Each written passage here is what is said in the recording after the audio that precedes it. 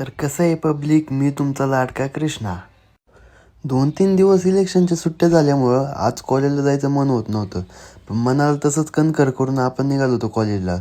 आणि त्याच्यानंतर आपलं कॉलेज कुठं सुटलंच नव्हतं, तोवर आपल्या मित्राच्या गाडीला डॉक्टरची आठवण झाली होती. मग गाडीच्या डॉक्टरकडे त्याला घेऊन आलो होतो आपण. आणि त्याच्यानंतर गाडीचं थोडंफार काम करून झालं, आपण घरी आलो. आणि ही आपली गाडी.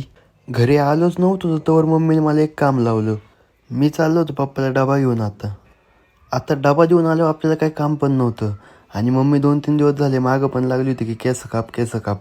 तर मम्मी लगेच निघालो केस कापायला.